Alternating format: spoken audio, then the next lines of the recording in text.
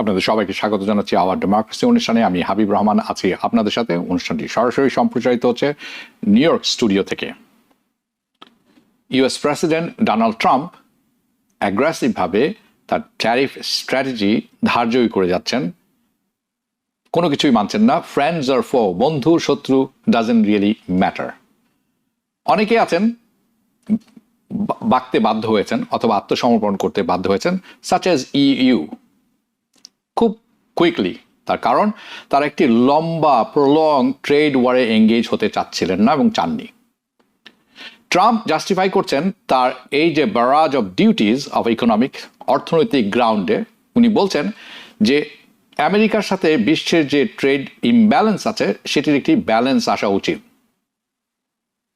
তার কারণ বিশ্বের বিভিন্ন দেশ আমেরিকার এই ট্রেড ইমব্যালেন্সের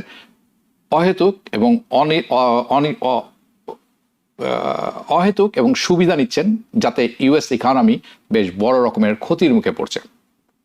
কিন্তু কিছু কিছু মেজার, কিছু কিছু পদক্ষেপ তারা আছেন যেখানে তিনি অলরেডি ধার্য করে দিয়েছেন ট্যারিফ, কিছু কিছু ক্ষেত্রে কিছু পদক্ষেপ নিয়েছেন এবং অন্যান্য ক্ষেত্রে ভয় ভীতি প্রদর্শন করছেন। আর কিছু ক্ষেত্রে এটি রাজনৈতিক মোটিভেটেড ইস্যুস বলে অনেকে মনে করছেন। যেমন রাশিয়া এবং ইন্ডিয়া, তারা তার ট্যারিফের লক্ষ্যবস্তু। তার কারণ হচ্ছে ইউক্রেন ওয়ার রাশিয়ার ক্ষেত্রে, এবং ইন্ডিয়ার ক্ষেত্রে রাশিয়া থেকে তেল ক্রয় করা। ব্রাজিল ফেস করছে punitive trade taxes, 50% trade tariff বসানো হচ্ছে তাদের উপরে। অনেকে বলছেন এটির চালিকা শক্তি আসলে হচ্ছে তাদের ফর্মার প্রেসিডেন্ট জায়ার বলসোনারো। তিনি ট্রাম্পের অ্যালাই, ঘনিষ্ঠ, এবং তার বিরুদ্ধে ব্রাজিলে অভিযোগ হচ্ছে তিনি একটি কুর জন্য কাজ করছিলেন যাতে সরকার উৎখাত করতে পারেন। চায়না সম্পূর্ণভাবে রিফিউজ করেছে আমেরিকার ডিম্যান্ডের কাছে, তারা বাও ডাউন করবে না, নতি স্বীকার করবে না। তার কারণ আমেরিকার সাথে চায়নার একটা কমপ্লেক্স ট্রেড রিলেশনশিপ আছে, যার জন্যে এই দুটি দেশের কথাবার্তা এখনো চলছে, তা দুজনেই চালিয়ে নিয়ে যাচ্ছেন। সো প্রশ্ন হচ্ছে প্রেসিডেন্ট ট্রাম্প এই টাফ ট্যাকটিক কি নতুন একটি বিশ্ব অ্যালায়েন্স তৈরি করবে আমেরিকার বিরুদ্ধে এবং ট্রাম্পের বিরুদ্ধে? যদি তাই হয়ে থাকে তাদের হাতে কি চাবিকাঠি আছে, হোয়াট লেভারেজ তাদের কাছে আছে, অথবা হোয়াট লেভারেজ দুটি দেশের কাছেই আছে to the different sides, US and the rest of the ones যারা এখনো স্বীকার করেনি নতি। The US and the economics of Trump, তারা কি বলছেন? ট্রাম্প বলছেন আমি এটি করছি যার মাধ্যমে সবার মুখে একটি লাগাম পরিয়ে দিব, টু টেম them with what, with tariff. আমরা এই সমস্ত বিষয় নিয়ে আজকে আলোচনা করব শর্টলি। তার মধ্যে আপনারা জানেন ট্রাম্প আসার পর থেকে একের পর এক ঘটনা বহুল সময়ের শেষ হচ্ছে না। নতুন করে লতিশা জেমস, যিনি attorney general of new York, তার বিরুদ্ধে ডিপার্টমেন্ট অফ জাস্টিস নতুন করে গ্র্যান্ড জুরি ইনভেস্টিগেশন শুরু করেছেন, সে ক্রিমিনাল ওয়ান। ট্রাম্পের দাবি তার বিরুদ্ধে যে কেস করা হয়েছিল সেটা অন্যায্য। That's not true, it's politically motivated in this case. ওদিকে আমরা শুনছি কোমো আতাত করছেন ট্রাম্পের সাথে, প্রেসিডেন্ট ট্রাম্প আতাত করছেন কোমোর সাথে যাতে নিউ ইয়র্ক সিটি মেয়র রেসে জোহরান মামদানিকে পরাজিত করা সম্ভব হয়। এই সমস্ত সেটি আলোচনা করা সম্ভব হবে কিনা জানি না, কিন্তু ইউক্রেন নিয়ে তো অবশ্যই হবে। এই সমস্ত বিষয়ে আলোচনা করার জন্য আজ আমার সাথে যোগ দিয়েছেন সাংবাদিক, লেখক, গবেষক হাসান ফেরদৌস। স্বাগত জানাচ্ছি আপনাকে। এবং আমাদের সাথে আরও আছেন প্রফেসর ডক্টর মনির মোস্তফা আলী, সাবেক chairman of English department, southern university of Baton Rouge. স্বাগত জানাচ্ছি আপনাকেও। ওকে হাসান ফেরদৌস, চলুন আপনার থেকে শুরু করি। Trump tariff, India and Russia, আপনাদের দুজনের মনে থাকার কথা যখন ট্রাম্প ইলেকশনে ছিলেন এবং প্রায় জেনে গিয়েছিলাম আমরা যে ট্রাম্প অথবা রিপাবলিকান পার্টি হয়তো জয়ী হতে যাচ্ছেন, তখন নির্বাচন মানে বেশ কয়েকদিন বাকি। তখন ট্রাম্প, মোদি সরকারের মোদি ইন্ডিয়াতে একটি জায়গায় বক্তৃতায় বলেছিলেন ইস বার ট্রাম্প সরকার। মনে আছে নিশ্চয়ই আপনার? তারা খুব উত্তেজিত ছিলেন, স্বাগত জানাচ্ছিলেন। সো আপনার কাছে আমার প্রশ্ন, what went wrong with Modi and Trump? ধন্যবাদ হাবিব ভাই। মনির ভাই, সালাম আলাইকুম। বহুদিন পর দেখা হচ্ছে, ভালো লাগছে। আহ, হাবিব ভাই, আপনার প্রশ্ন উত্তরে আমি বলবো আমি জানি না, নোবডি নোজ। ট্রাম্প সাহেব কখন কি করেন, এর উত্তর একমাত্র ট্রাম্প সাহেব দিতে পারেন। তবে কথা ঠিক যে ভারতের সাথে মার্কিন যুক্তরাষ্ট্রের যে বাণিজ্য আহ, সম্পর্ক, তা সম্পূর্ণ ব্যালেন্স নয়। ভারত কোনো কোনো ক্ষেত্রে সম্পূর্ণ অযৌক্তিকভাবে খুবই হাই ট্যারিফ ইম্পোজ করে থাকে। এটা ভারতের খুব পুরনো রাজনীতি। আপনারা জানেন, ভারত 60-এর দশকে বা তারও আগে 50-এর দশকে প্রোটেকশনিস্ট পলিসি ফলো করতো ডোমেস্টিক ইন্ডাস্ট্রিকে গ্রো করবার জন্য। সেই পলিসি থেকে অনেকটা বেরিয়ে এসছে তারা মনমোহন সিং এর সময় থেকে, কিন্তু পুরোপুরি বেরিয়ে এসছে বলে মনে হয় না। কোনো কোনো ক্ষেত্রে, কোনো কোনো প্রোডাক্টের ক্ষেত্রে, যেমন এগ্রিকালচার প্রোডাক্টের ক্ষেত্রে ভারত এখনো খুব হাই ট্যারিফ ইম্পোজ করে থাকে, ইনক্লুডিং আমেরিকান এক্সপোর্টস এর ক্ষেত্রে। আপনারা তো মনে থাকতে পারে, ট্রাম্প সাহেব তার প্রথম টার্মেও কিন্তু ভারতকে মোস্ট ফেভার্ড নেশন থেকে বাদ দিয়েছিলেন এই ট্যারিফের কারণে। ফলে এটা নতুন কোনো ব্যাপার নয়। এবং ট্রাম্প সাহেব দেখাতে চাইছেন যে তিনি বন্ধু অবন্ধু নির্বিশেষে ট্যারিফ ইম্পোজ করছেন। যেমন ধরুন, আপনি বললেন ইউরোপের কথা, আমেরিকার ক্লোজেস্ট অ্যালাইস কারা? ইউরোপ, অথবা পাশের বাড়ি কানাডা, অথবা মেক্সিকো। এরা সবাই তো আমার ঘনিষ্ঠ বন্ধু। তাদের উপরে তিনি নির্বিচারে ট্যারিফ ইম্পোজ করে যাচ্ছেন। তার যুক্তিটা হচ্ছে তিনি কেন করছেন, এটা এ নিয়ে কথা বলেছি আমরা, আর সঙ্গে বলি আমি। তিনি বলছেন যে মার্কিন যুক্তরাষ্ট্রের যে অ্যাডভান্টেজ ছিল এক সময় 19th-20th সেঞ্চুরিটা হচ্ছে যে ম্যানুফ্যাকচারিং ক্ষেত্রে, কিন্তু আমরা এখন আর ম্যানুফ্যাকচার করি না। আমাদের ইকোনমি লেস দেন 10% এখন ম্যানুফ্যাকচারিং। মূল অংশ এখন হয়ে সার্ভিস সেক্টরে। উনি না মেনে বলছেন যে ম্যানুফ্যাকচারিং কে ফিরে আনতে হবে। তার প্রস্তাব হচ্ছে যে ভাই, তোমরা ভারত হোক, চায়না হোক, কানাডা হোক, তোমরা আমেরিকায় এসে ব্যবসা করো, আমেরিকায় ফ্যাক্টরি বানাও। আমেরিকায় ফ্যাক্টরি বানালে তোমাদেরকে ট্যারিফ দিতে হবে না। তো তিনি চান আমেরিকার সেই ম্যানুফ্যাকচারিং স্বর্ণযুগকে ফিরিয়ে আনতে। এখন কথা হচ্ছে যে এটা তো বাস্তবসম্মত নয়। আমরা কেন, ধরা যাক, কেন ফোর্ড কোম্পানি বা জেনারেল মোটর, জিএম, কেন তার লার্জেস্ট ফ্যাক্টরি আমেরিকায় না করে, মিশিগানে না করে, কেন তারা করছে মেক্সিকোতে? তার প্রধান কারণ, এটা অনেক কম ব্যয়বহুল, অনেক কম খরচে আমরা করতে পারি। সেখানে সব রকমের সুবিধা আছে, জিনিসের দাম পরে কম, এটা কস্ট এফেক্টিভ, মোর প্রোডাক্টিভ। অর্থনীতির, বাজার অর্থনীতির শর্তই তো একটা, যেখানে আমি সুবিধা পাবো আমি সেখানেই যাব। ধরা যায় বাংলাদেশে আমরা গার্মেন্টস ফ্যাক্টরি, ট্রাম্প সাহেব এখন আমাদের উপরেও 27% ট্যারিফ ইম্পোজ করেছেন, তার বেস লাইন ট্যারিফ ধরে যোগ করি আমরা। তো এখন কি বাংলাদেশি গার্মেন্টস ফ্যাক্টরি বাংলাদেশ থেকে উঠিয়ে আমেরিকায় বানানো হবে? এটা কি প্র্যাকটিক্যাল? বাংলাদেশে কেন এই সমস্ত ফ্যাক্টরি গড়ে উঠেছে? কারণ সেখানে খরচ কম, বেতন কম শ্রমিকদের। এই একই জামা বানাতে, একই টাই বানাতে, একই জাঙ্গিয়া বানাতে আমেরিকায় আসলে 15 গুণ 20 গুণ দাম বেশি পড়বে। ফলে এটা কাউন্টার প্রোডাক্টিভ। এই সামান্য অঙ্কটা ট্রাম্প সাহেব কেন বুঝতে পারছেন না, ঈশ্বর জানেন। ফলটা কি হয়েছে? ফলটা হয়েছে এই যে সারা বিশ্ব জুড়ে একটা অস্বাভাবিক রকম বাণিজ্যিক যুদ্ধ তৈরি হয়েছে।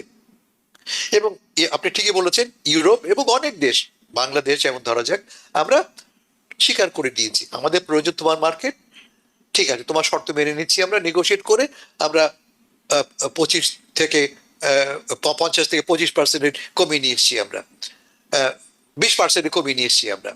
ভালো। ইন্ডিয়ার ক্ষেত্রে কি ঘটেছে? বেসলাইন 15% আছে। বেসলাইনটা একটু বুঝিয়ে বলি আমি। যুক্তরাষ্ট্র যেটা বলেছে যে যে সমস্ত দেশের সাথে যুক্তরাষ্ট্রের সারপ্লাস আছে তাদের জন্য ঢালাও হবে 10%, আর যাদের থেকে ডেফিসিট আছে ঢালাও হবে 15%। বেসলাইন প্রত্যেকের জন্য এটা প্রযোজ্য হবে। তার উপর যুক্ত করা হয়েছে ভারতের ক্ষেত্রে 25%। এবং যেহেতু ভারত রাশিয়ার সঙ্গে বাণিজ্য করে, তার জন্য আরো 25% ইম্পোজ করা হচ্ছে। অ্যাস্ট্রোনমিক্যাল একটা অবস্থা পৌঁছে গেছে। এবং এটা যদি বাস্তবায়িত হয়, এখনো বাস্তবায়িত হয়নি, আলোচনা চলছে। ভারত আশা করছে যে তারা একটা সমাধানে পৌঁছতে পারবে। এটা একটা এক ধরনের টোটাল ব্যান বলতে পারি আমরা, বাণিজ্য আর হবে না। কারণ যে জিনিসের দাম 1 টাকা, তার দাম যদি 75% বেড়ে যায়, দাম দাঁড়িয়ে পড়বে 15 টাকা। আমি সেই জিনিস কিনবো কেন? বলে প্র্যাকটিক্যালি যদি এই বাণিজ্য ব্যবস্থা ইমপ্লিমেন্টেড হয়, তাহলে কিন্তু ভারতের সাথে আমেরিকার বাণিজ্য ব্যবস্থা কার্যত বন্ধ হয়ে যাবে। তা এখন কি করতে পারে ভারত? ভারতের আরো দুটো পথ। একটা হচ্ছে যে ট্রাম্প সাহেবের কাছে যে হাত পা ধরা, ভাই আমাদেরকে কিছু কম করে দাও, আমরা ব্যবসা করি, এটা একটা, অথবা অথবা শক্তভাবে দাঁড়ানো, যেমন চীন দাঁড়িয়েছে, যেমন ব্রাজিল দাঁড়িয়েছে। এখন ব্রাজিল বা চীন অনেক বাণিজ্যিক অর্থে অনেক পাওয়ারফুল দেশ, পলিটিক্যালি অনেক পাওয়ারফুল দেশ। ভারত কি অতটুকু পাওয়ারফুল? লক্ষ্য করছি আমরা কি, ভারতের উপরে এই ট্যারিফ ইম্পোজ করার ফলে এক ধরনের নতুন, নতুন নয় পুরনো একটা, আগের থেকে ছিল মেরুকরণ, তারও শক্তিশালী হয়েছে। আপনি ব্রিক্স এর কথা বলেছেন, আমি ব্রিক্স না বলে শুধু ব্রিক বলি, কেমন? Brazil, Russia, India. Brazil, Russia, India, তিনটি প্রধান দেশ, এরপর সঙ্গে যুক্ত হচ্ছে সাউথ আফ্রিকা। এই তিনটি প্রধান দেশ দেখতে পাচ্ছি আমরা কি ঘনিষ্ঠ হচ্ছে। এই মাসের মধ্যেই আমরা দেখতে পাচ্ছি মোদি মোদি গত 1.5 দশকের মধ্যে প্রথমবারের মধ্যে যাচ্ছেন চীন। চায়নাতে। আমাদের পুতিন সাহেব, তিনি 2022 সালে গিয়েছিলেন, আবারও যাচ্ছেন চায়নায় মিটিং করতে, সাংহাই ইকোনমিক কোঅপারেশন ফোরামের মিট করছে। সেখানে মিট হবে কাদের সাথে? শি সাহেবের, চীনের, মোদি সাহেবের, পুতিন সাহেবের। ব্রাজিল সেখানে যাচ্ছে না। ফলে ক্লিয়ারলি একটা নতুন প্ল্যাটফর্ম গড়ে উঠছে, যেখানে এই ট্রেড ইস্যুকে ধরে এই তিন বৃহত্তর দেশ, পাওয়ারফুল দেশ, ইকোনমিক্যালি স্পিকিং, ব্রিক্স দেশগুলো কিন্তু গ্লোবাল ইকোনমির 45%, Yeah. অলমোস্ট হাফ বাণিজ্য নিয়ন্ত্রণ করে তারা। কেমন? যদি তারা এক হয়ে যায়, এটা কিন্তু আমেরিকার জন্য একটা বড় চ্যালেঞ্জ। দু ধরনের চ্যালেঞ্জ। প্রথমত, এরা পাল্টা ট্যারিফ ইম্পোজ করতে পারে, এদের সেই ক্ষমতা আছে, যারা পাল্টা ট্যারিফ, ট্রাম্প সাহেব বলেছে রেসিপ্রোকাল, ঠিক আছে তুমি দিচ্ছ 25%, আমিও তোমাকে 25% ইম্পোজ করতে পারি। সেটা আমেরিকার জন্য খুবই একটা ভয়ের সংবাদ। কারণ আমরা আমাদের এই বাজারটা, আমাদের যে অর্থনীতি, এটা আমেরিকার কথা বলছি আমি, বহুলাংশে আমরা নির্ভর করি বহির্বিশ্বের উপরে, স্পেশালি চীন এবং ভারত থেকে মনে করা যায় ওষুধ, আমেরিকার অধিকাংশ জেনেরিক ওষুধ আসে ভারত থেকে। যদি এই ওষুধ আনা বন্ধ হয়ে যায়, আপনাকে আমাকে সাফার করতে হবে। কেমন? ব্রাজিল থেকে কফি আনা যদি বন্ধ হয়ে যায়, কফি ছাড়া আমেরিকার, ব্রাজিলিয়ান কফি ছাড়া আমেরিকার বড় লোকদের সকালবেলা ঘুম ভাঙবে কি করে? ফলে সংকটটা গভীরতর হবে এবং সাধারণ মানুষ, আপনি আমি, এর ফলে প্রবলভাবে ক্ষতিগ্রস্ত হব। ট্রাম্প সাহেব এখন এটা পুরোপুরি ফিল করেননি। তিনি যা করতে দেখছেন কি, যে ট্যারিফ ইম্পোজ করার ফলে আমি কিন্তু প্রচুর পয়সা আয় করছি। ট্রাম্প সাহেব এখন দাবি করতেন যে প্রতি মাসে তারা $50 বিলিয়ন ট্যারিফ থেকে আয় করছেন। $50 বিলিয়ন, অনেক টাকা তারা। এবং এই কথা শোনা যাচ্ছে যে এই টাকা থেকে আমাদেরকে নাকি খুব শিগগিরই 600 টাকা, 1000 টাকা করে বোনাস দেওয়া হবে, ট্রাম্প বোনাস, ট্যারিফ বোনাস পাবো আমরা প্রত্যেকে এই এই এই $50 বিলিয়ন মাসিক আয় থেকে। হতে পারে, কিন্তু আলটিমেটলি টাকাটা কে পে করবে, কে পে করে? বর্ডারে যখন একটা জিনিস এক্সপোর্ট করা হয়, বর্ডারে টাকাটা কিন্তু পে করতে হয় যিনি ইম্পোর্ট করে আনলেন সেই কোম্পানিকে। ধরা যাক আপনি, হাবিব ভাই, আপনি কোম্পানি ইম্পোর্ট করেছেন ব্রাজিল থেকে কফি, টাকাটা আপনাকে পে করতে হয়, যে ব্রাজিল পে করছে না কিন্তু। এবং আপনি কি করবেন, এই ট্যাক্সটা আপনি ট্রান্সফার করবেন আমাকে। যে কফির দাম ছিল 1 টাকা, তার দাম হবে 1.5 টাকা। আলটিমেটলি আমি কনজিউমার সেটা পে করবো। ফলে ট্রাম্প সাহেব যে অঙ্ক করে বসে আছেন যে এরপরে তিনি অনেক আয় করবেন, কিন্তু এর ফলটা হবে এই যে আগামী মধ্যবর্তী নির্বাচনে সাধারণ মানুষ যারা এই বাণিজ্য যুদ্ধের ফলে তাদের পকেট মানি ইস্যুগুলি প্রধান হয়ে উঠবে, জিনিসপত্রের দাম বেড়ে যাবে, জিনিসপত্রের দাম বাড়ার ফলে প্রত্যেকেই আমরা কম বেশি ক্ষতিগ্রস্ত, বিশেষ করে সাধারণ মানুষ। তারাই তো ভোট দেবে, এবং ভোটের রাজনীতিতে কিন্তু ট্রাম্প সাহেব এখন বোঝেননি, খুব শীঘ্রই তিনি বুঝবেন। মধ্যবর্তী নির্বাচন আর কদিন বাকি আছে, আমরা আসবো ভোটের প্রসঙ্গে, আমাদের কথা হবে, কারণ জেরি ব্যান্ডারি নিয়ে আলোচনা আছে আজকে, সো সুতরাং সেই বিষয় থাকবে। মনিরুল মুস্তফা আলী, আপনার কাছে আমি যাব। আমরা হাসান ফেরদৌসের কাছে শুনছিলাম যে একটি শার্ট যখন বাংলাদেশ বা ভিয়েতনামে প্রডিউস করা হয়, সেটি যখন আমেরিকাতে প্রডিউস করা হবে, সেটি অবশ্যই তার মূল্য এক থাকবে না, এবং এটি আসবে যারা ভোক্তা আছেন, আমি আপনি, আমাদের কাছ থেকেই। আরেকটি ব্যাপার উনি উল্লেখ করলেন যে এই যে ট্যারিফ, যেটি আসলে বিদেশি কোনো দেশ দেয় না, আমি আপনি যদি আমরা কোনো কোম্পানি থাকে আমরা ইম্পোর্ট করি, সেটি আমি পে করছি। ইভেনচুয়ালি আমি বেশ কিছু ইকোনমিক ডাটা দেখছিলাম, এবং সেটির কোম্পানিরা সিদ্ধান্ত নিয়েছিল তারা প্রাইস বাড়াবেন না, যদিও তারা বেশি পয়সায় কিনেছেন। এখন তারা দেখছেন যে ট্যারিফ একটি ফিক্স পর্যায়ে এসেছে, এবং অর্থনীতিবিদরা বলছেন যে এখন কোম্পানিগুলা বিভিন্নভাবে পয়সা বাড়াতে শুরু করবেন, দ্রব্যমূল্য বাড়াতে শুরু করবেন, এবং এটির এফেক্ট আমরা আগামী মাস থেকে তারপর সেপ্টেম্বর অক্টোবরে খুব ভালো করে বুঝতে পারবো বলে তারা মনে করছেন। কিন্তু অন্যান্য কিছু সেক্টর আছে যেখানে আসলে আমেরিকার ইনফ্রাস্ট্রাকচারও আছে, নলেজ বেসও আছে, ট্রেনিংও খুব সহজ, সাচ অ্যাজ চিপ মেকিং, এটি এখানে আসতে পারে। কিন্তু ঢালাওভাবে যেভাবে প্রেসিডেন্ট ট্রাম্প ট্যারিফ সূর্যোদয় থেকে সূর্যাস্ত পর্যন্ত দিয়ে যাচ্ছেন, সেটির ব্যাখ্যা করা খুব কঠিন। এর মধ্যে আপনি দেখছেন যে পৃথিবীর আরেকটি নতুন অ্যালায়েন্স তৈরি হচ্ছে। হাসান ফেরদৌস যেরকম বললেন, যেরকম গ্লোবাল সাউথ তারা একটা অ্যালায়েন্স তৈরি করছেন, সেটি যদি হয় সেটি আরও একটি শঙ্কার ব্যাপার হয়ে দাঁড়াবে। আমেরিকার প্রোডাক্ট এমনিতেই বিশ্বতে খুব দামি, ক্রয় করা কঠিন, কারণ ডলার খুব এক্সপেন্সিভ। এখন মার-লাগো অ্যাকর্ড অনুসারে ট্রাম্প কিন্তু ডলার দাম ডিভ্যালুয়েট করবেন, এটি একটি ব্যাপার। বিশ্বে একটি অ্যালায়েন্স তৈরি হচ্ছে, এটি আরেকটি ব্যাপার। সব ক্ষেত্রে এখানে কর্মসংস্থান তৈরি করা সম্ভব নয়, তার প্রমাণ আমরা জব রিপোর্টে দেখেছি। গত 3 মাসের জব রিপোর্ট ভয়ঙ্কর, এবং শুধু ম্যানুফ্যাকচারিং খাত থেকে 7,000, 11,000, 17,000 এই জব গত 3 মাসে আমরা ম্যানুফ্যাকচারিং খাতে, যেটা তার প্রাইড। আমার প্রশ্ন আপনার কাছে, will the tariff backfire on Trump? আপনাকে ধন্যবাদ হাবিব ভাই। হাসান ভাই, আপনাকে শুভেচ্ছা। অনেকদিন পর দেখা হলো, খুব ভালো লাগছে। হাসান ভাই খুব চমৎকার করে ব্যাখ্যা করেছেন। আমার আর ওদিকে যাওয়ার কোনো প্রয়োজন নেই। আসলে যে উনি যে মূল কথাটা বললেন সেটা হলো যে বহির্বিশ্ব থেকে আমরা যেটা আমদানি করি তার লেবার কস্ট খুবই কম, যার ফলে আমরা অল্প মূল্যে পাই। কিন্তু সেটা তো আর হচ্ছে না। যদি এই ট্যারিফের ফলে ইনফ্লেশন অবশ্যই বেড়ে যাবে, যার ফলে আমাদের বেশি দাম দিয়ে কিনতে হবে। এখন যে মূল প্রশ্নটা আপনি করেছেন যে এটা ব্যাকফায়ার করবে কেন, অবশ্যই ব্যাকফায়ার করবে। আমেরিকা কিন্তু একটা কনসুমিং নেশন। আমরা আপনার বছরের 4 ট্রিলিয়ন বাইরে থেকে আমদানি করি। সেই আমদানি মূল্য আপনার এই ট্যারিফের ফলে হয়তো 5 ট্রিলিয়ন হয়ে যাবে বা 6 ট্রিলিয়ন হয়ে যাবে, এবং তার এফেক্ট আমরা অলরেডি দেখতে শুরু করছি। আপনি যেমন এই যে বললেন যে গত 3 মাসের যে জব রিপোর্ট, এটা খুবই খারাপ। আপনার গত মাসে মাত্র 73,000 জব ক্রিয়েট হয়েছে।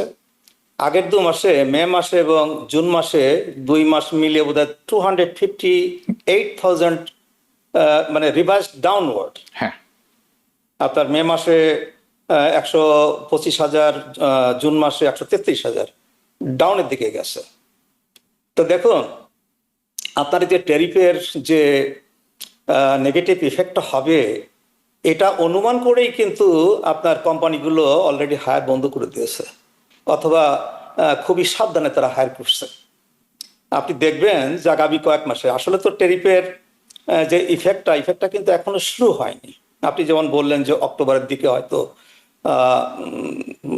মানে পুরোপুরিভাবে এফেক্ট হওয়া শুরু হবে ইউএস ইকোনমিতে। এটা হচ্ছে আগস্ট, সেপ্টেম্বর, অক্টোবর, মাত্র 2 মাস। হ্যাঁ, আপনার এখন ক্রমশই দেখবেন যে প্রত্যেক মাসেই আপনার জব রিপোর্টটা খারাপ আসবে। আপনার এই যে এই মাসে যে 73,000 যে জব রিপোর্টটা আসলো, আনএমপ্লয়মেন্ট এখনো 4.2% আছে, এটা হয়তো বেড়ে যাবে। আপনার 2 মিলিয়ন লোক এখন আনএমপ্লয়েড ইউনাইটেড স্টেটসে। এই 2 মিলিয়ন চেক যাচ্ছে, আনএমপ্লয়মেন্ট চেক। এগুলো ক্রমশই বাড়তে থাকবে। হ্যাঁ, আর এই বাড়তে থাকার ফলে আপনি আগামী 2-1 মাসের মধ্যে দেখবেন যে প্যানিক উইল সেট ইন, এবং প্যানিক যখন মানে শুরু হবে, তখন স্টক মার্কেটের একটা ধসা নামবে, যার ফলে দেখা যাবে যে ইউএস ইকোনমি কিন্তু ধরে রাখা যাচ্ছে না। আমি কোনো মতেই বুঝতে পারছি না যে এই ট্রাম্পের যে ট্যারিফ, এই যে 50 বিলিয়ন জমা হচ্ছে প্রত্যেক মাসে। আপনি যথার্থই বলেছেন, হাসান ভাইও বলেছেন যে এটা তো আসলে ওই যে এক্সপোর্টিং যে নেশনস, তারাও বিয়ার করবে না। আলটিমেটলি দেখা যাবে যে আমেরিকান যে কোম্পানি যারা বাইরের থেকে মালামাল আনে, তারাও এটা বিয়ার করবে না। এটা কিন্তু আপনার শিফট হবে কনজিউমারদের উপরে। হ্যাঁ, যার ফলে দেখা যাবে যে দ্রব্যমূল্য এমন পর্যায়ে যাবে। আমাদের তো অতীত স্মৃতি এখনো অতটা মানে অবলিভিয়নে যায়নি, এখনো অন্ধকারে যায়নি। আপনার অল্প কিছুদিন আগেও তো 1 বছর 1.5 বছর আগেও আমরা 9% ইনফ্লেশন দেখেছি।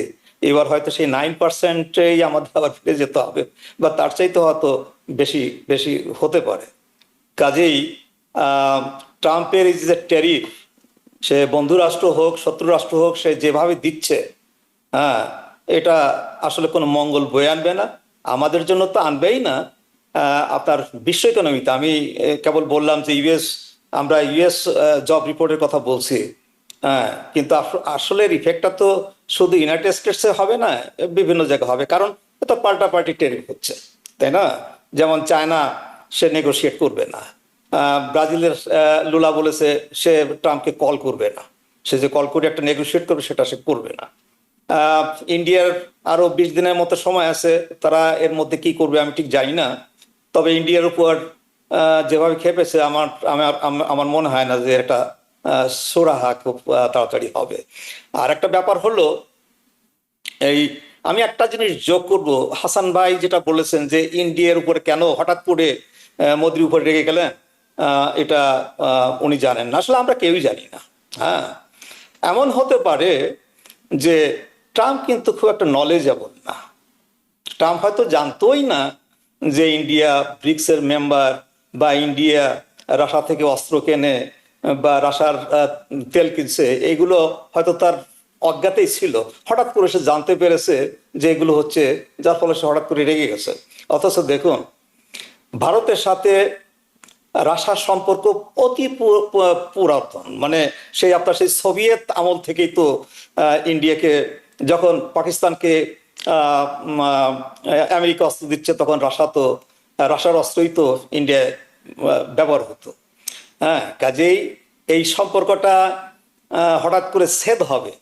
এবং এখানে কিন্তু আরেকটা মজার ব্যাপার দেখেন, একদিকে মানে সে তো, Trump can't make up his mind, সে রাশিয়ার পক্ষে, সে রাশিয়ার বিপক্ষে।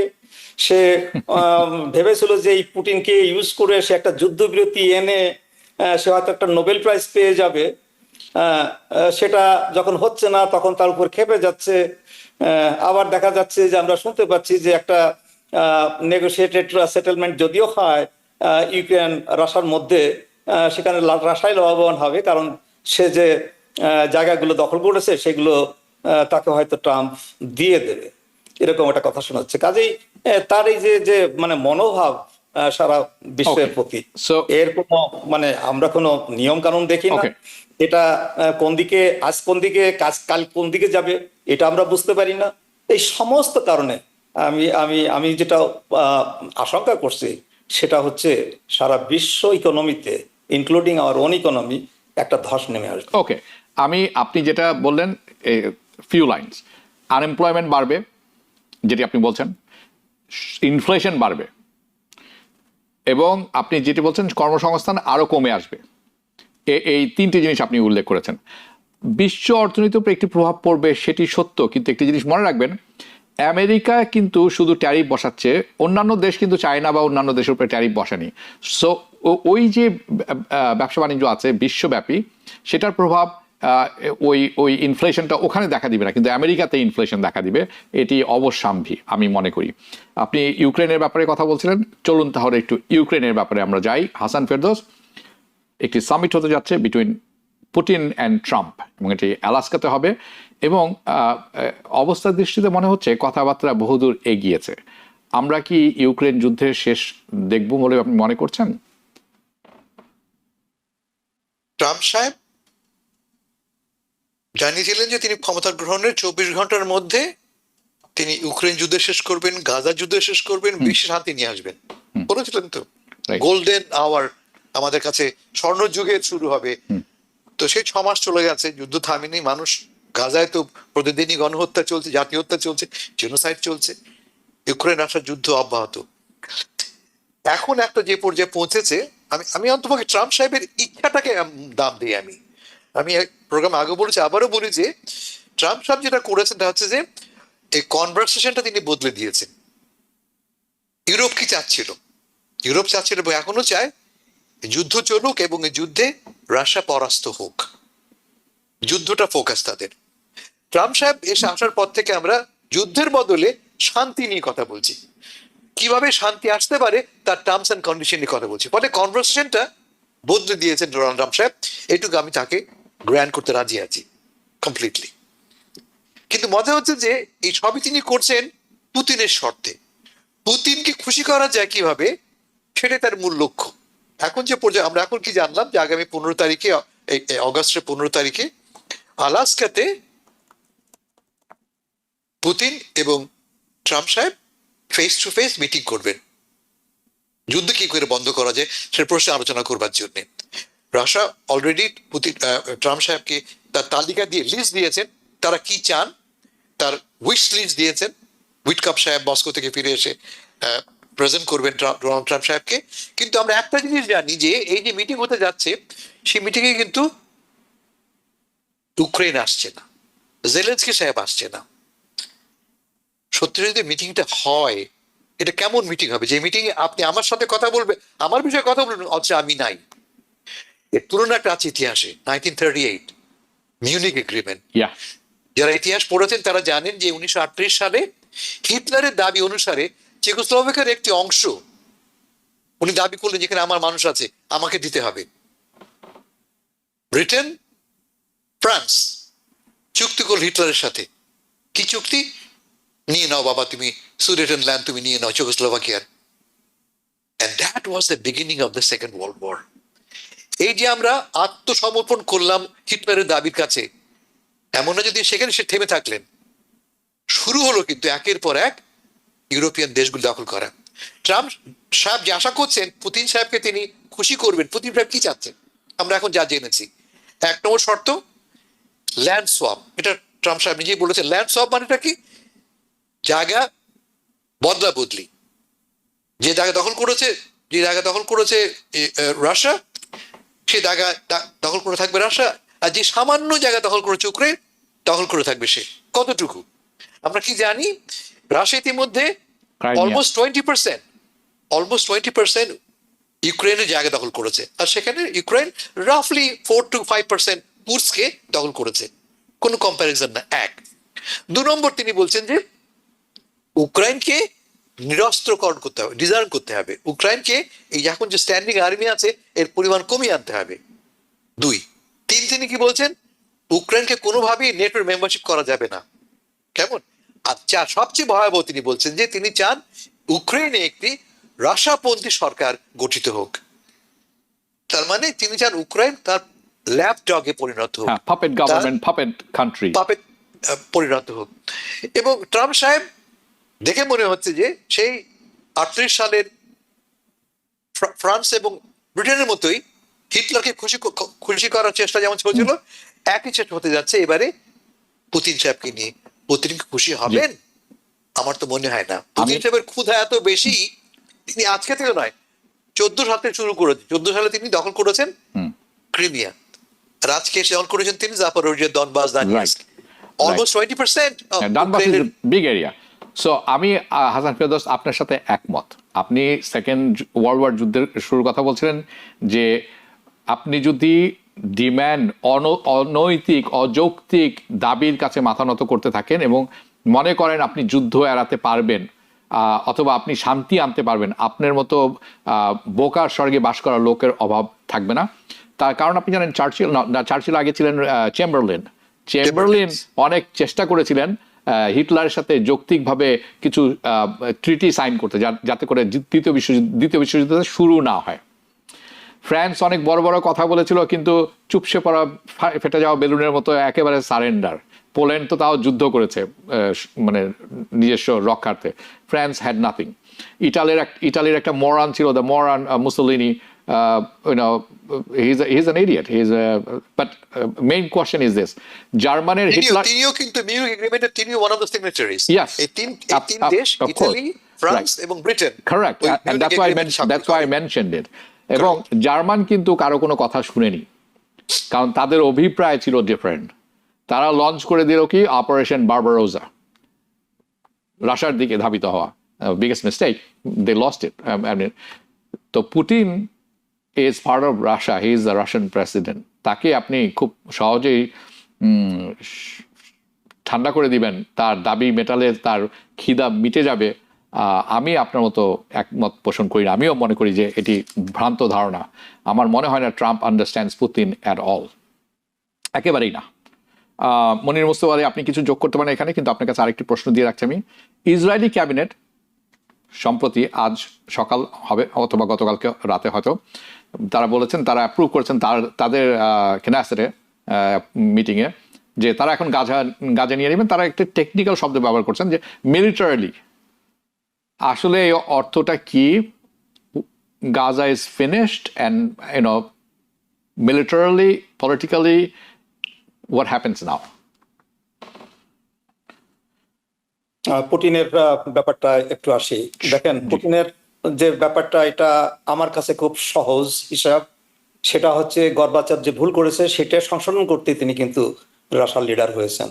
হ্যাঁ, কাজে তিনি ওই যে বললেন যে ওই যে 20% দিলে সেখানে শেষ হবে না, জি। আমিও মনে করি না সেখানে শেষ হবে।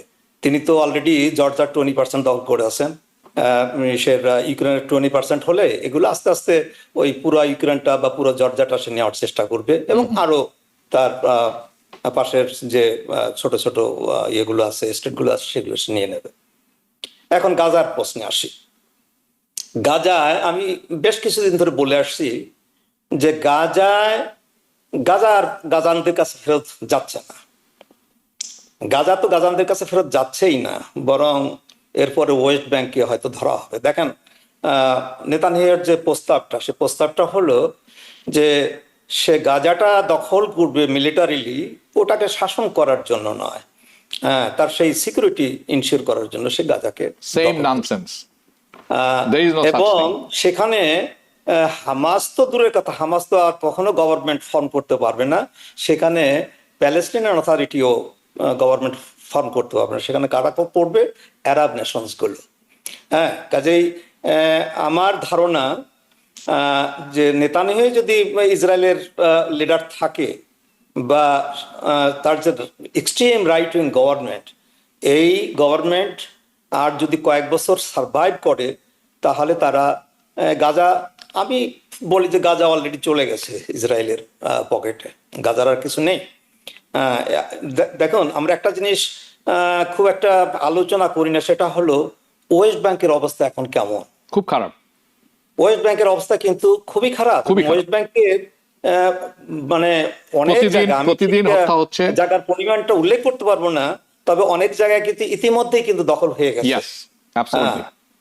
মানে এদিকে আমরা গাজার দিকে খেয়াল করতে গিয়ে আমরা ওয়েস্ট ব্যাংকে যে কি হচ্ছে এটা আমরা জানি না। হ্যাঁ, কাজেই গাজার পরে ওয়েস্ট ব্যাংকে তারা ধরবে এবং মানে ওয়েস্ট ব্যাংকে তারা গ্রাস করবে। এটাই আমি দেখছি, আমি এর বাইরে আর কিছুই দেখছি না। ওকে, আমি জানি it's a sad story right now. আপনাদের দুজন, আমি শিওর আপনারা জানেন, দর্শক যারা আছেন তারা দেখছেন, US Congress is in recess. বেশিরভাগ রিপাবলিকান যারা আছেন, কংগ্রেস ওমেন ম্যান এবং সেনেটর, তারা এখন কোথায় আছেন বলতে পারবেন? আছেন ইসরায়েলে। ফটো সেশন চলছে বেঞ্জামিন নেতানিয়াহুর সাথে। তার মধ্যে এই যে Johnson, the speaker of the house, উনি গেছেন ওয়েস্ট ব্যাংকে, যেটি ইললিগাল সেটেলমেন্ট। সো আপনি বলছেন নেতানিয়াহু আরো কয়েক বছর, নেতানিয়াহু আর কারো কয়েক বছর না, অনেক বছর থাকবেন, বিকজ সম্পূর্ণ আমেরিকার ছত্রছায়া আছেন, সম্পূর্ণ সমর্থনে আছেন, এবং ইসরায়েলি যে government and the people, the crazy ones, lunatics, তারা মনে করেন normal, they are not normal, তারা তার পক্ষেই আছেন। কাজেই উনি ভলতবি থাকবেন। আমি প্রসঙ্গের একটু পরিবর্তন করব। হাসান ফেরদৌস, আপনার কাছে যাচ্ছি। কয়েকটি প্রসঙ্গ আমি একসাথে জুড়ে দিব, কিন্তু আপনি সংক্ষেপে উত্তর দেবেন, কারণ আমি বাংলাদেশের প্রসঙ্গে বেশ কিছু আলোচনায় যেতে চাই এরপর। সো প্রেসিডেন্ট ট্রাম্প আদেশ দিয়েছেন, ওকে, তারা একটু ব্যাকট্র্যাক করি।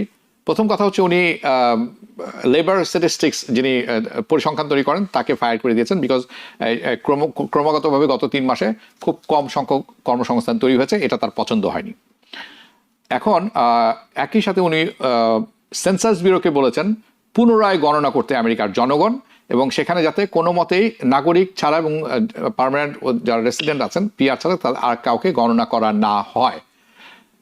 এটির সাথে আরেকটি যুক্ত, সেটি হচ্ছে জেরিম্যান্ডারিং। ওকে, আমি যুক্ত করে দিচ্ছি, কারণ এই গণনার সাথে জেরিম্যান্ডারিং অনেকে একসাথে করে দিচ্ছেন। কেন? দুটি জিনিস যদি আপনি একটু ব্যাখ্যা করেন, প্রথম দুটি সেন্সাস ব্যুরোর ব্যাপারে, আইআরএস এর ব্যাপারে, দুঃখিত, লেবার ডিপার্টমেন্টের ব্যাপারে। আজ সকালে, বাই দ্য ওয়ে, আজ সকালে আইআরএস এর যিনি ছিলেন কমিশনার, তাকেও ফায়ার করে দেওয়া হয়েছে। আরেকজন তার স্টিফেন মরান, তাকে বসানো হয়েছে, সাবেক তার এখন ইকোনমিক অ্যাডভাইজার। এবং জেরি ম্যান্ডারিং চলছে টেক্সাসের ব্যাপারে। এই এই ব্যাপারটি একটু আমাদেরকে একটু বুঝিয়ে বলুন কি হচ্ছে। যে বিশ্বাসটি ছিল মানুষের আমাদের সিস্টেমের উপরে, সেটি কি আছে না চলে গেল? মনির ভাই বলা শুরু করেছিলেন যে আচ্ছা। লেবার স্ট্যাটিস্টিক্সে কি ঘটেছে। জি। আমরা দেখতে পাচ্ছি যে যে পরিমাণ জব ক্রিয়েশন আশা করছেন ট্রাম্প, তা হয়নি। লেবার ব্যুরো অফ স্ট্যাটিস্টিক্স তারা সংখ্যাটা রিভাইজ করেছে, এবং এটা স্ট্যান্ডার্ড প্র্যাকটিস। আমি সঙ্গে সঙ্গে জানালাম মাস শেষে এত চাকরি তৈরি হয়েছে, নতুন জব তৈরি হয়েছে। 15 দিন পর জানা গেল না, আসলে নাম্বারটা তার নয়। এবং এই কাজটা কিন্তু লেবার স্ট্যাটিস্টিক্স ব্যুরোর যিনি প্রধান তিনি করেন না, এজন্য তার পুরো একটা বাহিনী আছে, অঙ্কের কাজ স্ট্যাটিস্টিশিয়ান এই কাজটা করে, এবং এই কাজটা একটা অনগোয়িং প্রসেস। ট্রাম্প সাহেব কি করলেন, যে মুহূর্তে তিনি দেখলেন যে মাত্র 70,000 73,000 নতুন চাকরি হয়েছে, নতুন জব তৈরি হয়েছে, যা তার জন্য একটা ভয়াবহ দুঃসংবাদ, তিনি মেসেজটাকে কিল করবার জন্য, মেসেজটা মানে বার্তাটাকে বাদ দেবার জন্য বার্তা বাহককে কিল করে বসলেন। Shoot the Messenger. তাতে তো বার্তাটা তো কিল হচ্ছে না। জি। এখন তিনি একটা পাল্টা একটা নতুন একটা পদ্ধতি আবিষ্কার করেছেন। তা হচ্ছে কি, যে আমাদের যে সেন্সাস আছে, আপনারা জানেন সেন্সাস আমেরিকার শাসনতান্ত্রিক একটা বিধিবদ্ধতা, কিন্তু কনস্টিটিউশনে প্রতি 10 বছর অন্তর আপনাকে আমেরিকায় কত লোক বাস করে, সব ধরনের লোক, জি, কত লোক বাস করে তার একটা তালিকা তৈরি করতে হবে, হিসাব তৈরি করতে হবে। এবার এর মধ্যে আমাদের যে 10, 12, 15 মিলিয়ন আনডকুমেন্টেড লোক আছে, তারাও অন্তর্ভুক্ত। তার মূল কারণটা ছিল যে যখন আমেরিকায় তার একটা বড় একটা সিগনিফিকেন্ট অংশ কিন্তু ছিল কালো মানুষ, যারা নাগরিক ছিল না। কিন্তু আমেরিকার লোক কত জানবার জন্য আপনাকে সাদা এবং কালো এবং নেটিভ আমেরিকান প্রত্যেকের নাম্বারটা জানতে হবে। যে কারণে আমরা সেন্সাস করি, তার পেছনে একটা তো গভীর অর্থনৈতিক কারণ আছে। আমাকে জানতে হবে কত লোক এদেশে বাস করে, কত লোক কি পরিমাণ আয় ব্যয় করছে। ফলে আপনি কিভাবে এই যে 10-12 বিলিয়ন আনডকুমেন্টেড ইমিগ্রেন্টস আছে, তাদেরকে বাদ দিয়ে আপনি হিসাব করবেন। ট্রাম্প সাহেব এখন আদেশ দিয়েছেন যে নতুন সেন্সাস তৈরি করতে হবে, যে সেন্সাসে এই 10-12 বিলিয়ন অথবা পারহ্যাপস ইভেন মোর আনডকুমেন্টেড ইমিগ্রেন্টসদের বাদ দিতে হবে। কারণটা কি? Very significant. আপনারা এই জানেন যে আমেরিকার যে ইলেকট্রাল ম্যাপ আছে, আমাদের ধরা যাক 100 জন আমাদের সিনেট কংগ্রেসম্যান মনে করা যায়, নাম্বার এমনি বলছি, এক নাম্বার দিচ্ছি আমি। এই নাম্বারটা ডিসাইড করে কোন রাজ্যে কত লোক, কোন রাজ্যে কতটা কংগ্রেসম্যান নির্বাচিত হবেন জনসংখ্যার উপরে। এখন ট্রাম্প সাহেব চাইছেন দেখাতে যে দেখো জনসংখ্যার কি পরিবর্তন ঘটেছে। যেহেতু আনডকুমেন্টেড ইমিগ্রেন্টস মূলত বাস করে ব্লু স্টেটস গুলিতে, সে নিউ ইয়র্কে, ক্যালিফোর্নিয়ায়, বা মনে করা যাক পাশের বাড়ি নিউ জার্সিতে, যদি এখান থেকে এই আনডকুমেন্টেড ইমিগ্রেন্টদের বাদ দেওয়া যায় তালিকা থেকে, তাহলে অটোমেটিক্যালি কিন্তু এখন যে ম্যাপটা আছে সেই ম্যাপটা বদলে যাবে। ধরা যাক নিউ ইয়র্কের আমাদের 28 জন 26 জন আমাদের আমরা কংগ্রেসম্যান আমরা ইলেক্ট করি, যদি সংখ্যা কমে যায়, মোট জনসংখ্যা কমে যায় আমাদের স্টেটের, তাহলে আমাদের নির্বাচিত কংগ্রেসম্যান সংখ্যা কমে যাবে। That is his target. অন্যদিকে হয়তো বা দেখা যাবে যে জনসংখ্যা বেড়েছে কোন কোন রেড স্টেটে compare to the blue states, এবং সে কারণে তিনি দাবি করছেন, দেখো আমি তো টেক্সাসের কথা বলছেন আপনি, টেক্সাসের আমি তো হিস্টোরিক প্রমোশনের ভোট পেয়েছি, আমি 80% ভোট পেয়েছি আমি, তাহলে কেন আমি আরো বেশি সংখ্যক কংগ্রেস সদস্য আমার পক্ষে যাবে না? আপনারা জানেন যে ভোট পড়েছে কংগ্রেস গতবারের ইলেকশনে, রাফলি 58% ভোট পেয়েছে রিপাবলিকানরা, অথচ তারা এই মুহূর্তে কন্ট্রোল করে ক্লোজ টু 75%। তার কারণ জেরিম্যান্ডারিং, অফকোর্স জেরিম্যান্ডারিং। এবং ট্রাম্প সাহেব এখন বলছেন যে এই সংখ্যাটা অ্যাটলিস্ট আরো 5 জনকে বাড়াতে পারি আমি। কিভাবে? ম্যাপটা এভাবে কাটবো আমি যাতে করে বর্তমানে যে সুবিধাটা ভোগ করছে ধরা যাক নন হোয়াইট এরিয়াটা ডাইলিউট হয়ে যাবে, আমার সমর্থকরা আরো বেশি সংখ্যক ওকে, সদস্য, বুঝতে পেরেছি। এটা 5 জন তিনি চাইছেন। 5 জনটা কেন? কারণ বর্তমান যে কংগ্রেস, রাফলি 5 জন তার প্রয়োজন হ্যাঁ, মিড টার্মে তিনি হারাতে পারেন। সংখ্যাগরিষ্ঠতা ধরে রাখতে। এক্স্যাক্টলি। ফলে তিনি সম্পূর্ণ আনডেমোক্রেটিক জেনেও, ব্যাপারটা সম্পূর্ণ আনডেমোক্রেটিক। আমার রাইট টু ভোট আছে, আপনি আমাকে ভোট দেবার সুবিধা কেটে কেটে আপনার লোকদের নিজস্ব শ্বেতকায়দের ভোটের সমর্থন বাড়ানোর জন্য ম্যাপটা কাটছেন। ইট ইস কমপ্লিটলি এটা রেসিস্ট এবং এটা আনডেমোক্রেটিক। ধন্যবাদ এবং এটা তারা করতে যাচ্ছেন। জি, ধন্যবাদ। মনির মোস্তফা আলী, এই আমরা কিছুক্ষণ আগে জেরিম্যান্ডারিং কথা শুনলাম। হাসান ফেরদৌস বলছিলেন টেক্সাসের লোক বেশি, আমি ওখানে সিট বাড়িয়ে নিব। তো ক্যালিফোর্নিয়াতে লোক বেশি, নিউ ইয়র্কেও লোক বেশি, তো এখন তো ডেমোক্রেটরাও এটা করতে চাবেন বিভিন্ন জায়গায়, বলবেন যে আমাদেরও সমতা লাগবে, এটি একটি ব্যাপার। কিন্তু আমার প্রশ্ন আপনার কাছে, রিপাবলিকানরা কি খুব বেশি ওয়ারিড হয়ে গেল মিড টার্ম নিয়ে আগামী বছর? এটি একটি ব্যাপার, এবং আমরা খুব একটা বড়সড় কোনো রেসপন্স ডেমোক্রেটদের কাছে দেখতে পাচ্ছি না, কেন? প্যানিক শুরু হয়ে গেছে আপনার রিপাবলিকানদের ভিতরে। আর জেরিম্যান্ডারিং এর কথা যেটা বললেন, এটা তো ইউনিকলি শুধু যে রিপাবলিকানরা করে তা না। রিপাবলিকান স্টেটগুলোতে রিপাবলিকানরা করে, ডেমোক্রেটিক স্টেটগুলোতে ডেমোক্রেটরা। হ্যাঁ, কাজে এটা আর একটা কথা যেটা হাসান ভাই বললেন, যে এই যে আনডকুমেন্টেড যে লোকজন তারা ব্লু স্টেটে বাস করে, এটা কতটা সঠিক আমি ঠিক জানি না। আমার তো মনে হয় যে বর্ডার স্টেটগুলোতে আরো বেশি বাস করে। যেমন যে টেক্সাসের কথা আপনি উল্লেখ করলেন, টেক্সাসে প্রচুর আনডকুমেন্টেড লোক আছে, কারণ টেক্সাস একটা বর্ডার স্টেট। সেখানে হয়তো এমনও হতে পারে যে এই সেন্সাস যদি আবার রিভাইজ করা হয়, যদিও সেন্সাস তো আপনার সেই 2030-তে ডিউ, আপনার 2020 সালে হয়েছিল। হ্যাঁ, 10 বছর পর করতে হয়। 2020-এ হয়েছে, আর 2030-তে হওয়ার কথা। এর মধ্যে যদি রিভাইজ করা হয়, তাতে যে খুব একটা রিপাবলিকানরা লাভবান হবে আমার মনে হয় না। হয়তো দেখা যাবে যে আপনার টেক্সাসের কংগ্রেশনাল সিট রিডাকশন হয়েছে ওই ইয়েদের বাদ দেওয়ার ফলে।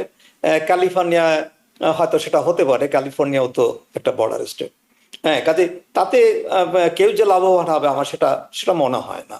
না না, লাভবান হয়তো দলীয় দল হবে, কিন্তু জনগণ, আমি আপনি, আমরা বঞ্চিত, বা আমার ভোটটি কাউন্ট হবে না সেইভাবে, কারণ এর প্রভাব থাকবে না। আপনি যেটি বলছিলেন বলে যান প্লিজ। না, সেটা তো রিডিস্ট্রিবিউশন হবে। আপনার কংগ্রেসে আমরা জানি যে 435 জন লয়ার হাউস মেম্বার আর 100 জন হলো সিনেটর। জি, সেটা তো আর এদিক ওদিক হবে না, সেটা তো ঠিকই থাকবে।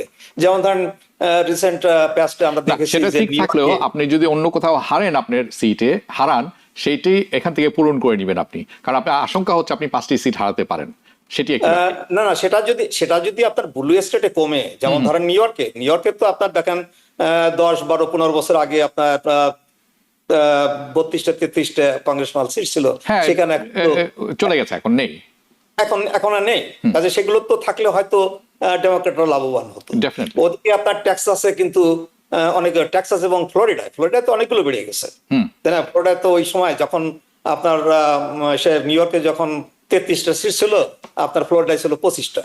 হ্যাঁ, এখানে কিন্তু বেড়ে এখন সেই 30-এর উপরে চলে গেছে। হ্যাঁ, কাজেই এটা নির্ভর করে যে কোথায় লোক সংখ্যা কোথায় বেড়েছে। হ্যাঁ, যদি আপনার রেড স্টেটে বেড়ে থাকে তাহলে তারা লাভবান হবে, রিপাবলিকানরা লাভবান হবে।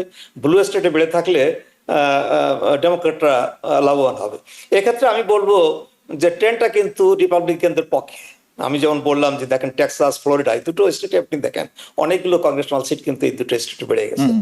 হ্যাঁ, কাজেই সেক্ষেত্রে মানে পপুলেশন গ্রোথের ফলে আপনার নিউ ইয়র্ক থেকে লোক বেরিয়ে যাচ্ছে, সে টেক্সাস, ফ্লোরিডার লোকজন যাচ্ছে, সেখানে সেই কারণেই তারা লাভবান হচ্ছে। কিন্তু সেন্সাস রিভিশনের কারণে যে কোনো পরিবর্তন হবে এটা আমার মনে হয় না। হ্যাঁ, আর জেরিম্যান্ডারিং যেটা যে টেক্সাসে হচ্ছে, এটা তো জেরিম্যান্ডারিং তো আমরা জানি যে কংগ্রেসনাল সিটটা এমন ভাবে করা হয়, মানে এটা একটা আশ্চর্য ব্যাপার যে মানে একটা কংগ্রেসনাল সিট দেখা গেল যে মাইলের পর মাইল ধরে একটা কংগ্রেসনাল সিট হচ্ছে থ্রু একটা ন্যারো একটা চ্যানেলের মাধ্যমে, জাস্ট ওটা রিপাবলিকান বা ডেমোক্রেট করার জন্য। এইটা আমার মনে হয় কোর্টের ইনভলভ হওয়া উচিত, এই জেরিম্যান্ডারিং জিনিসটা বেআইনি করা উচিত। আমি আপনার কাছে শেষ প্রশ্ন যেটি ছিল, ডেমোক্রেটরা সোচ্চার হচ্ছেন না কেন বলে আপনি মনে করেন? দেখেন, এই কথাটা আমি বোধহয় আপনার সত্ত্বেও আমি অনেকবার বলেছি, ডেমোক্রেটদের একটাই প্রবলেম, সে প্রবলেমটা হচ্ছে তাদের মেসেজিং প্রবলেম। okay. তারা খুব বোল্ডলি হ্যাঁ। মেসেজিং করতে পারে না। হ্যাঁ। আমি এই কিছুদিন আগেও একটা শোতে আমি বলেছি যে ডেমোক্র্যাটদের আরেকজন ডেমোক্র্যাটদের কাছ থেকে শেখা উচিত, সেটা হচ্ছে এই যে নিউ ইয়র্কের যে মুসলিম হ্যাঁ, জোহরান মামদানি। ডেমোক্রেটিক পার্টির এখন নমিনি যিনি, হ্যাঁ। হ্যাঁ, তার মেসেজিংটা দেখেন কত বোল্ড। সে দেখেন মানে ডেমোক্র্যাটদের যখন প্রগ্রেসিভ বলা হয় তখন তারা খানিকটা মানে এই ট্যাগটা তারা নিতে চায় না, মানে তারা তারা- হ্যাঁ, মানে এটা একটা জুজুর ভয়। সেটাই জুজুর ভয়। সেখানে কিন্তু আপনার সে বলেছে সে মানে সোশ্যাল ডেমোক্র্যাট। ওকে। সে একদম শুধু যে প্রগ্রেসিভ ডেমোক্র্যাট তাই না, মানে সোশ্যালিস্ট ডেমোক্র্যাট। সেই সোশ্যালিস্ট একটা সে নিয়েছে। Right. সে বুঝতে পেরেছে যে আপনার নিউ ইয়র্কের যে তার যে কনস্টিটুয়েন্সি, সেখানে এটা বললে সে আরো বরং ভোট জি। পাবে, ভোট Okay. পাবেন। ঠিক আছে। হ্যাঁ, এই ধরনের মেসেজিং এর ডেমোক্র্যাটদের নিয়ে আসা Okay. ডেমোক্র্যাট কিন্তু আপনার 2026 বিরাট একটা সুযোগ আসবে। হ্যাঁ, Okay, এটা ধন্যবাদ আমি তো আপনাকে। মনে করি যে তারা যদি ঠিক মতো মেসেজিং করতে পারে, এটা একটা সুনামি হয়ে যাবে। ওকে, ডেমোক্রেটস মানে রিপাবলিকানরা আর যাই না হোক, যাই হোক, তারা হিপোক্রেট না। আমি ভাই রেসিস্ট, আমি কিন্তু তোমার স্ন্যাপ নিয়ে নিব, আমি কিন্তু তোমার স্ন্যাপ নিয়ে নিব, তোমার কিন্তু মেডিকেট থাকবে না, তোমার কিন্তু মেডিকেট Exactly. থাকবে না। ডেমোক্রেটস আর হিপোক্রেটস, স্পেশালি ন্যান্সি পেলোসি, চাক শুমার, কোরি বুকার, যেই বলেন।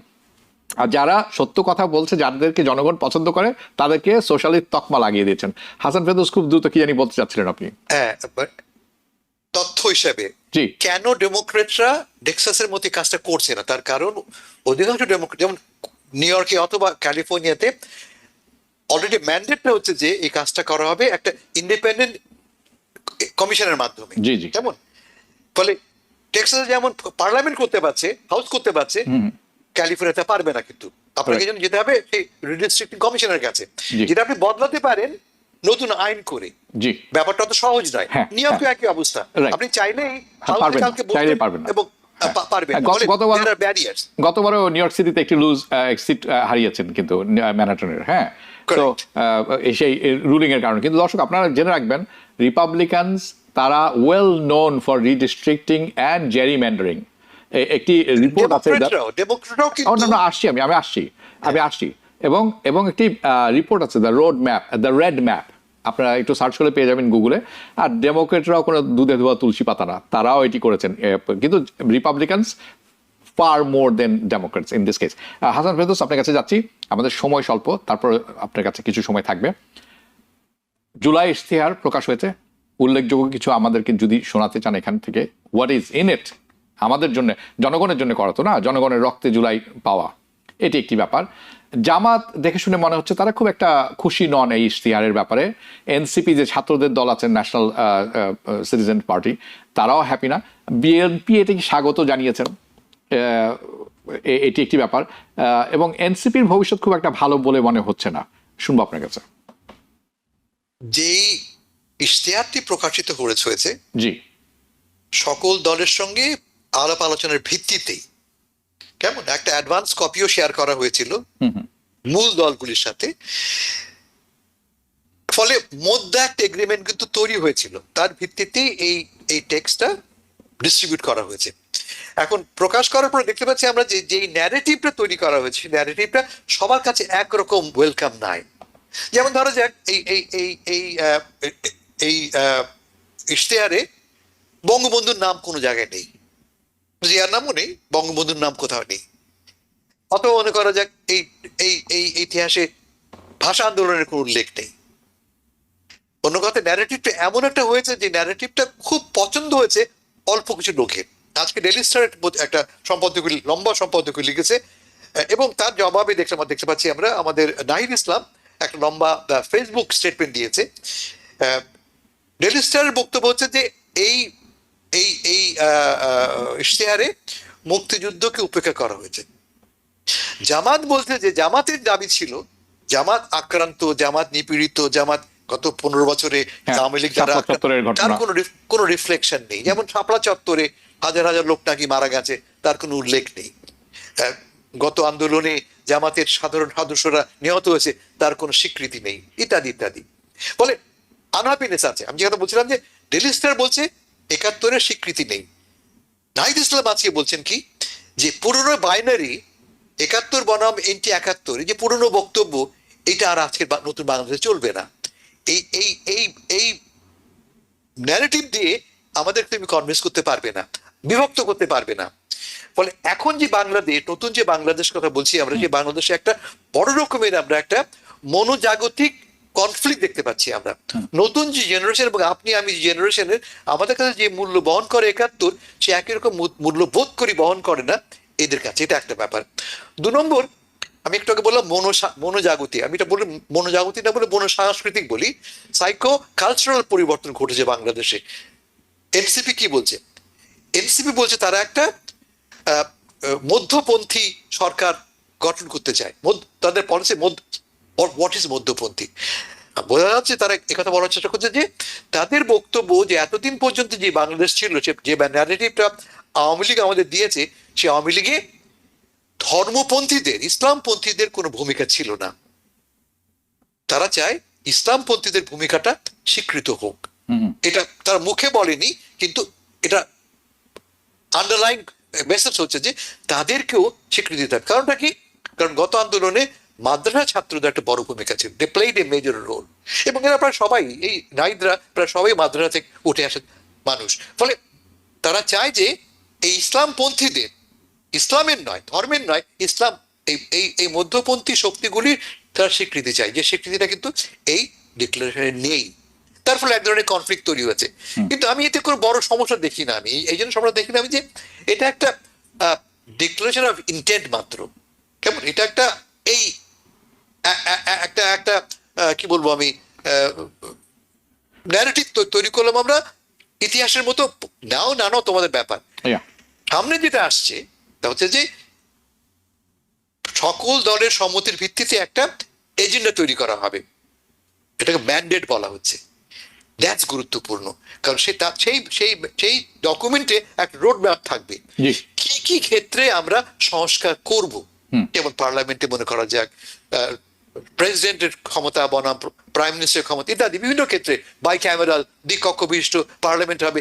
এই সিদ্ধান্তগুলি পাবো আমরা পরবর্তী ডকুমেন্টে, and that's far more important. I am waiting for that document. জি, অসংখ্য ধন্যবাদ হাসান ফেরদৌস আপনাকে, মনির মুস্তফা আলী আপনাকেও সময়ের স্বল্পতার কারণে। নো ইটস ওকে, কারণ কি এই আলোচনা এখন চলতে থাকবে, সামনে অত্যন্ত গুরুত্বপূর্ণ সময় আসছে। মনির মুস্তফা আলী আপনাকে শেষ প্রশ্নটা করা হলো না, কারণ এটা অনেক লম্বা হয়ে যাবে, কিন্তু আমি জানি আমরা যখন পরবর্তীতে বসবো আলোচনায়, আগামী সপ্তাহেও হতে পারে, কারণ এই এনসিপির ভবিষ্যৎটা কি, বাংলাদেশ ইলেকশন আসছে সামনে, সেটি আমরা কি আশা করছি, কি পাবো, এই সমস্ত কথাই সেখানে থাকবে। আমি বিদায় নিচ্ছি আপনাদের দুজনের কাছ থেকে, দর্শক বিদায় নিচ্ছে আপনাদের কাছ থেকেও, যে যেখানে থাকবেন ভালো থাকবেন, নিরাপদে থাকবেন।